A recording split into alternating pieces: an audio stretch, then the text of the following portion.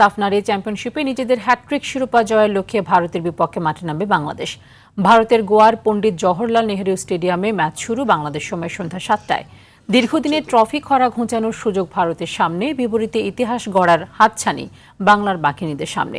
যদিও শেষ ম্যাচে ভারতের বিপক্ষে হেরেছে মারিয়া মান্ডার দল, তবে সাফে 5 বারের দেখায় 2 জয় ও 1 ম্যাচ ড্রয়ের আত্মবিশ্বাস নিয়ে মাঠে নামবে পিটার বাটলারের দল।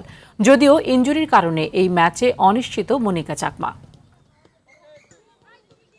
সাফ নারী চ্যাম্পিয়নশিপ সংবাদ সংগ্রহে ভারতের গোয়ায় রয়েছেন সহকর্মী মাহফুজুল ইসলাম। সরাসরি চলে যাচ্ছি সেখানে।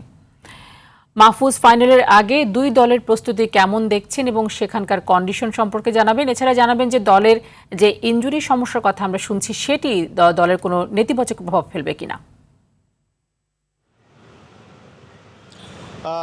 ধন্যবাদ তানি। আমরা এর আগে আপনাদেরকে এই তথ্যগুলো জানিয়েছিলাম। এর সঙ্গে একটু নতুন তথ্য যোগ করতে চাই যে এবারের সাফে ভারতের গোয়াতে দর্শক খরার যে বিষয়টি সেটি কিন্তু বারবার উঠে এসেছে এবং এই ফাইনালের আগে গোয়ার যে স্পোর্টস অ্যাসোসিয়েশন, স্পোর্টস অথরিটি, তারা বেশ কিছু পদক্ষেপ নিয়েছে যাতে হচ্ছে গিয়ে দর্শকরা আসে এবং আশা করা যায় যে হচ্ছে গিয়ে স্বাগতিক দল যেহেতু ফাইনালে উঠেছে, দর্শক আসবে সেই প্রত্যাশাই করা হচ্ছে এবং গেট হয়তো বা স্টেডিয়ামের গেট বিকেল 5টার পরে ওপেন হবে।